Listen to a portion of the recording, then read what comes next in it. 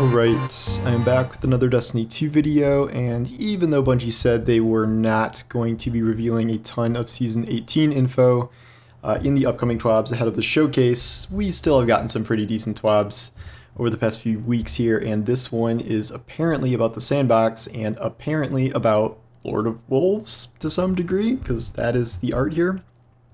We will see how this goes here. I assume this will mostly be PvP focused. And oh my gosh, they confirmed Arc 3.0. Get out of here. Alright. This week at Bungie, we have Sandbox updates. Happy TWABs Day, Guardians. First off, how is it already the second week in August? Good question.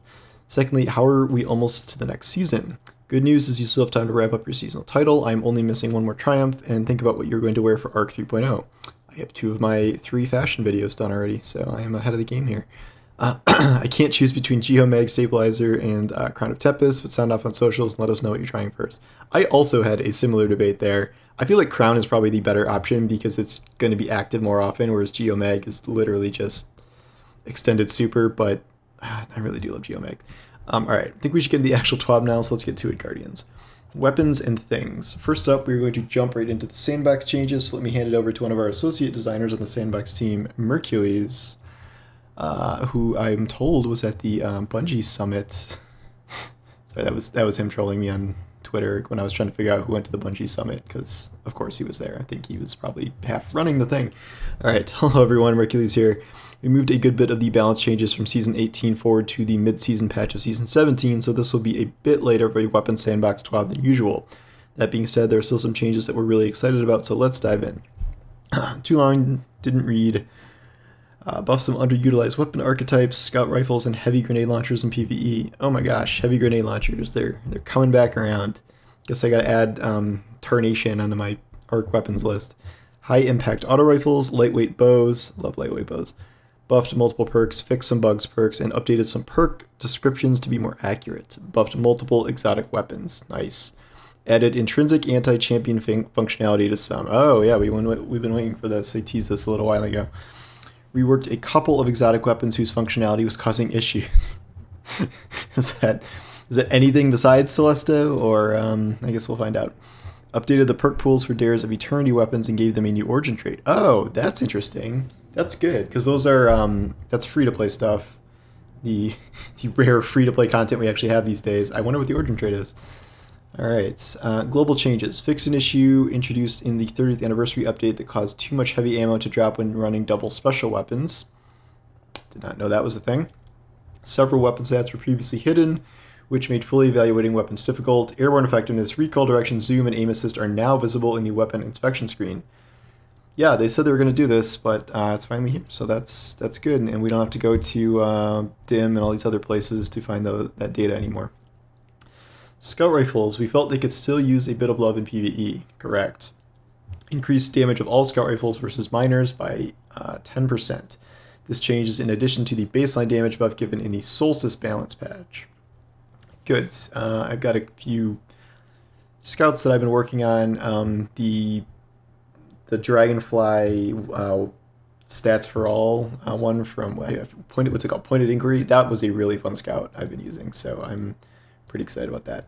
High impact auto rifles. This subfamily of auto rifles has good damage output but low ease of use, leading them to underperform compared to other options in the same engagement ranges. Increased base stability stat of an all non-sunset high impact auto rifles by 6 to 12, depending on the weapon. Numerically, this may seem like a small change, but it noticeably changes the feel of the weapons. Very curious to see how that works out. What is a high impact that wasn't, or that was sunset that they would be trying to avoid here? Is it breakneck? I'm wondering what they're considering, or why they did that. Lightweight bows. This subfamily has languished compared to their higher damage counterparts for some time, in part due to difficulty hitting perfect draw shots. We made it a bit easier. Reduced base draw time by 5% from 612 to 580. That's good. Increased perfect draw window from 0.3 to 0.5 on the low end, from 0.55 to 0.8 on the high end. That's good. I can't think of like offhand what are lightweight bows other than I think Whispering Slab. But is the new Vanguard one I've been using, is that lightweight? Is the Vice one lightweight? I gotta look that up. Hand cannons. Fixed dire promises zoom stats. Got changed to 13. Now it's 14. Glaives. Their interaction with some exotic armor pieces can be confusing, so we've explicitly made some changes to align better with our stated goals. Glaive melee attacks can now activate the exotic armor perks. Oh my god. On ACD, feedback vents, Karnstein armlets, and Necrotic grip. I don't know if everyone is understanding how insane this is going to be, especially for Karnstein and Necrotic grip. Like, especially in PvE. Like, Karnstein activating for healing and this for AoE, Necrotic for AoE on every melee attack. That's going to be insane. I cannot wait to see how that plays out and if it ends up getting nerfed. But because I remember when they were talking about this and they said they're going to do it later, I was curious if it would end up, applying to these. And some of these that are not in here. Like this is not working with Worm Gods, which Worm God stacks melee damage. So you can see how that would get out of control quickly. But these, I would definitely do a whole build around that, even with whatever arc stuff is coming. That sounds very fun. Sorry, hunters, you're out of luck. Breach grenade launchers. Concussion grenades can no longer roll in the magazine slot. Blinding grenades are a better option in the same slot that serves the same purpose. Fair enough. Heavy grenade launchers. They don't see a ton of support in PvE, so we hope this makes them a bit better as a DPS or yellow bar clearing option. Increased damage versus majors and above by 10%, excluding Parasite, which does not need to do more damage. I don't know if a 10% is going to be enough to get people off of rockets and the exotics they use in that slot. I mean, it's better than nothing, but I'll be surprised if that moves the needle. Weapon pools. Updated the perk pools for Dares of Eternity weapons and added origin traits, and they are not going to tell us what that is and what the new perks are. So I guess we will have to play some more Dares of Eternity and find out. So start saving your treasure keys. I don't remember what... I think treasure keys are the things that give you the gear. So that is... you try to go for new god rolls on all those weapons. I love that slate of weapons. It's such a good slate of weapons, so I'm pretty excited about that. Although now you kind of have to re-get all of your rolls, well, depending on how good the origin trait is. Address an issue where playlists weapons weren't randomizing individual perk columns, perk counts correctly based on number of resets. I said this was happening. Everyone was like, no, it's fine. But no, there was something really weird about this. All right, perks. The Gambit and Iron Banner origin traits were too specific to be generally useful, so they both been redesigned. Oh my gosh, that's awesome. They are really listening to feedback and implementing that pretty quickly. That's really cool. Okay. Invader Tracker renamed Gun and Run, redesigned functionality to give sprint speed increase on multi-kills. That's awesome. I love that. That is so cool. Okay. I really want to try that on a bunch of different weapons. I can't even think of all the Gambit weapons right now. I think the new shotgun is lightweight at baseline, so that already gives you a sprint speed increase. So I'm curious about that. All right. Skulking Wolf, redesigned to activate on kills while at low health, so it will work in all PvP now. So this is like the thing where you go off the radar and I can't remember exactly, but all right, so it kind of is the same thing, it just is easier to trigger. Ambitious Assassin has fallen behind perks with similar functionality like Overflow, so they've adjusted it to have higher potential than before. Increased magazine overflow from 10 to 20% per kill on primary weapons only. Special and heavy weapons are still 10%. Increase the overflow cap from 50 to 150. Well, that should be fun. Wellspring had an internal cooldown to prevent it from activating too frequently. We no longer feel this is needed. Interesting. Cooldown has been removed, allowing for rocket launchers and grenade launchers to return more ability energy when defeating groups with a single shot. Still probably not going to go for Wellspring on my rocket launcher, but that's good anyway for quick Wellspring kills. Perpetual motion is triggering frequently enough to be annoying, so we disabled audio-visual feedback on perk activation. Oh, yeah, I know what they mean, where it does the little effect thing. Yeah, that was a little annoying. Blood from Gold wasn't respecting the functionality of splitting the special ammo picked up when two special weapons were equipped. Now it gives the correct amount of ammo to each weapon when two special... Was it giving too many? I'm assuming it was giving too many. Concussion grenades, again, they have destroyed concussion grenades. They no longer exist. Vice Stinger was intended to grant ammo and weapons that support it, and charge draw time to bows only. This was inadvertently applying to linear fusion rifles as well, making it too strong for an origin trait on them. Fixed Debug was applying a charge time reduction to linear fusion rifles. It will only refill the magazine from reserves when it triggers on these weapons. Okay, so this is why it made what's the freaking Trials one? I can't think of. You know what I'm talking about. But that made it like super overpowered. So that's too bad, but I get it. Zen Moment has always had a description that confused player. Particle repeaters too. Their descriptions have been updated to say what they actually do. We are not listing that description here. Okay. Exotics. All right, excited about this. Oh my god. Starting with this one, just this caught my eye at baseline. Intrinsic overload to poison arrows on the Monarch. That is so huge. This was one of the best overload weapons in the game already because the poison just keeps triggering overload multiple times, unless they patch that, but I'm pretty sure it does. That is enormous. Okay, Thunderlord has intrinsic overload. Sure, why not? I think that was one of the ones I suggested. Malfeasance intrinsic unstoppable added 25 to airborne effectiveness stats to match other precision hand cannons. Hopefully we're gonna get a I thought this got some other buff recently too. Well, the 180 buff. Maybe we'll get a catalyst soon. Wish Ender. Yep, this is the one. This was like the gimme. Intrinsic anti-barrier to Wish Ender. Increased number of hits versus most targets from 2 to 3. More hits against vehicles, 2 against players still. Increased damage versus champions, mages, mini-bosses by 10%. Draw time decrease from 828 to 820. Alright, I'm going to actually try that, because that actually sounds like a lot of buffs. And I remember in Wish Ender it was like amazing for like 2 seconds. And I think it used to get up to 4 hits per target, which is why it was doing so much damage, so now it's 3. That could be cool. Tikus gets a free small buff from the global lightweight bow changes. Draw time 612 to 580. Legend of Acreus has fallen far behind other heavy short-range weapons and warrants a buff. Catalyst now grants the Trench Barrel perk in addition to its other effects. Different versions of the exotic paired legendary weapons didn't have matching stats, so we have brought them up to parity. Wait, I think this was supposed to be a different... This is not under Acreus, this is like a header. Okay, Callus Mini Tool, increase airborne effectiveness from 23 to 28 to match Meta. Meta, increase zoom from 13 to 14 to match Callus. Drang, increase airborne effectiveness from 21 to 23 to match normal Drang. Sweet Business, increased airborne effectiveness from 27 to 32. How I just don't, like, sometimes I don't understand Sandbox stuff where it's like, how do you just be like, you know what Sweet Business needs? We gotta bump airborne effectiveness on Sweet Business from 27 to 32. It's gonna be a game changer. I don't know. Okay. Fighting Lion Season 17, 5% damage buff was rolled back, is being reintroduced and increased. Now receives the intended buff, increased from 5 to 8%. Increase the grace time for the instant reload effect of Thin the Herd from 5 to 6 seconds. Sure. They change something up Fighting Lion literally every season. Reworks. Oh man. Okay. So these are the ones that like weren't interacting properly or something. Okay. That's why we have Lord of Wolves up there. Lord of Wolves has long been a thorn in the side of PvP players, especially when paired with certain exotic armor pieces. We have changed the amount of ammo it starts with, reduced the damage dealt to players. This is part 1 of a larger rework aimed at making it a more viable PvE exotic without decreasing its effectiveness in PvP. Okay, decrease starting ammo in PvP from 15 to 10.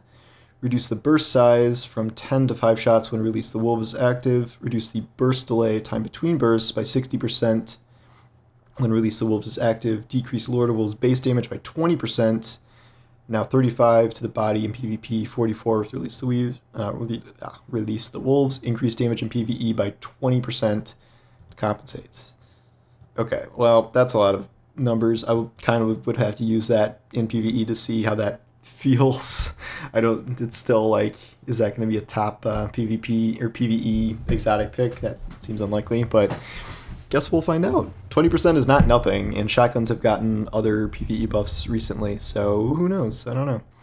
Dead Man's Tale, the cranial spike perk was causing issues with unintended damage scalers against players, and generally felt unpredictable to use and to fight against. It also wasn't quite landing the hip-firing cowboy rifle fantasy as strong as we wanted it to, so we reworked it to lean more into fast-firing hip-fire.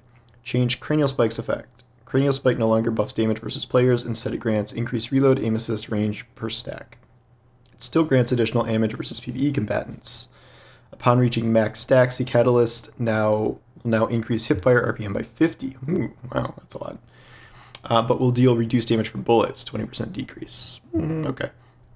Collective Obligation. We are aiming to make the exotic perk effects easier to activate and more effective in PvE. Yeah, this was like one of the weakest raid weapons that is launched in a long time. Increase the Void Leech timer to 15 in PvE activities. PvP is still 10 seconds. Remove the cooldown. Added a 20% damage bonus against PvE combatants only when Void Leech is active. Takes less hits to fully charge Void Leech. Kills against debuff targets instantly charge Void Leech. Void Leech is really hard to say. Void Leech is also instantly charged when your character is affected by Void debuffs. Oh, interesting. Okay. Does not work if hitting yourself with your own suppressor grenade. No, well, that was the first thing I'd try. So, fixed a bug where Umbral Sustenance was activating with non-void overshields. Okay, I'm curious to see how that feels, but that would require having a collective obligation, which I don't. So, here we go. Here's the Omni nerf that's going to force Fallout to play 100 games of Gambit or whatever he's going to do. In update 6.2.0.1, more on this in the player support section, we will be reducing the effectiveness of damage resistance used by Omni Oculus and Whisper of Change in PvP. PvE damage resistance is unchanged, which is what everyone was hoping for because this is a good PvE exotic for hunters to survive. Tier 1, 10 to 2.5%, 15 to 5%, 20 to 7.5%, 25 to 10%. Ooh, that is steep and probably warranted. Things we are looking at addressing in the future. Reduced shotgun spread randomness. Are we rebuffing shotguns again? Reduced bow swapping effectiveness. Okay. Increased trace rifle ease of use. Introducing the full auto setting. Yeah, I've been waiting for that. Reducing the ability of snipers to shoot through flinch in PvP. I feel like they've been trying to do this for 5 years. Examining some small targeted balance changes to certain PvP outliers. Pulse rifles with out-of-band effectiveness. High impact scout rifle ease of use, precision fusion rifle ease of use. So what is this? No time to explain in Jade Rabbit. I can't even remember what precision fusion rifles are anymore. Is that Oriental days? Allowing glaive interaction with some exotic armors that buff melees. So more than the ones they just said, right? Fixing glaive hit detection. Are they really going to do worm gods? That would be just nuts. Reworking some enhanced perks. Yes, thank you. Folding spec mods into base perks, and removing blues from the game. Okay. Wow, that was a lot of stuff. And pretty good. Is there a known issues? All right, known issues. No, there's no like a separate thing here. All right, movie of the week. Shoot to loot. The AI-free art of the week section. Oh, that's cool. And yeah, ta-da! This week's TWAB means we only have one more TWAB before the season ends, and then we jump into our showcase on August 23rd. We do want to remind you that we are starting to vote for your exotic ornament on August 16th, so check out last week's TWAB if you missed the details, and if you're wondering when you're going to get some ARC 3.0 info, that is coming soonish to a Bungie.net page near you. Oh, okay. They are doing ARC 3.0 info before the showcase. Really did not think they were going to, so that is good news. I'm going to see if anyone will tell me secretly when that's going to be so I can plan around it. But no, I really think that's a good call. I just didn't see the point in not hearing anything about Solar till it was live, which I think resulted in more confusion than was needed. So that's exciting. I mean, there's only 2 weeks till launch, so it's got to be probably in the next week or so here. So I will certainly be looking for that. Yeah, okay, that was a lot. That was a pretty good swap. I'm probably the most excited about the intrinsic stuff they added here. I mean, it's not like a ton of stuff, but these 4 alone, that's pretty good. And I'm curious to see Wish Ender with all these buffs. I mean, permanent overload on the Monarch is nuts. This is already one of my, if there's a champion activity I might be using, if it's a bow season, I'll be using the Monarch almost for sure. Curious to see things about Wellspring and Ambitious Assassin buffs. The Gambit rework perk sounds good, and the updated perk pools and origin trait for Dares of Eternity, that could be potentially really good because I love those weapons and I want to see them get better. And the Glaive stuff. Karnstein Glaives and Necrotic Glaives, that's nuts. really got to see how that works in practice, because that seems like it's going to be just insane. Anyway, yeah, really good TWAB. I'm glad these still have a good amount of info in them, even if they are keeping a lot of Season 18 stuff a secret. I am less complaining now that they're not talking about anything, especially now that I know Arc 3.0 info is coming. So that's good to hear, and I'm certainly looking forward to that. So thanks for watching, and I will talk to you later. Take care.